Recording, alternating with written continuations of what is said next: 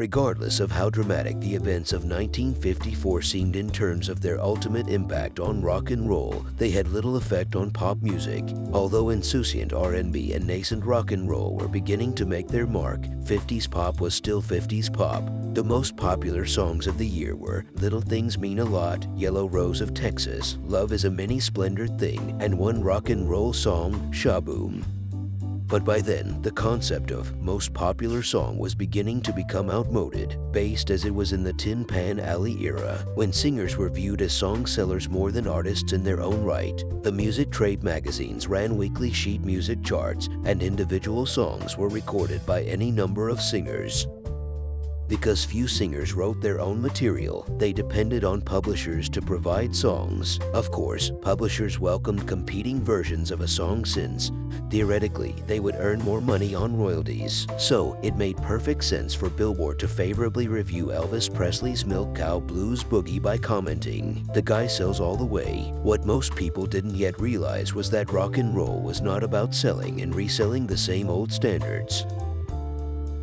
By 1955, even pop music was inadvertently acknowledging the growing prominence of R&B and rock by covering not just pop hits, but any R&B hit in sight, often with predictably greater sales than the black originals. Georgia Gibbs' Dance With Me Henry, a cleaned-up remake of Etta James' Roll With Me Henry, which was an answer to the Midnighters' controversial Work With Me Annie, far outsold the original, as did Pat Boone's version of Fats Domino's Ain't That a Shame and Gail Storm's version of Smiley Lewis' I Hear You Knockin'.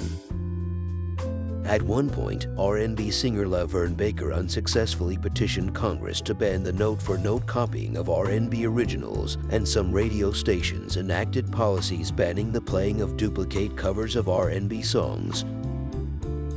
Meanwhile, Pat Boone emerged, a harbinger of the soon-to-flourish teen idol phenomenon, in which clean-cut young white singers temporarily revived the pop crooner style to displace less inhibited types like Elvis Presley. But the prominence of more acceptable types like Boone still wasn't enough. By now, people began to suspect that rock and roll was more than a passing fad, and thus perceived it as that much more dangerous.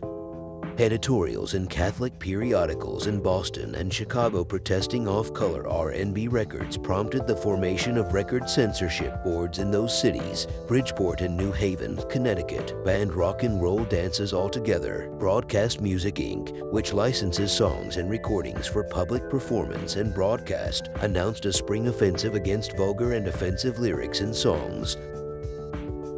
Elvis Presley provoked his first riot at a Jacksonville, Florida concert, and in this, the year that Perry Como and Patti Page topped WNEW New York Radio's listener popularity poll, Elvis was rejected by Arthur Godfrey's Talent Scouts TV show, on which Pat Boone came in first place. In the midst of all the outcry, major department store chains like JCPenney installed record departments in their stores for the first time. Chuck Berry, Bo Diddley, Little Richard, and Carl Perkins released their first records.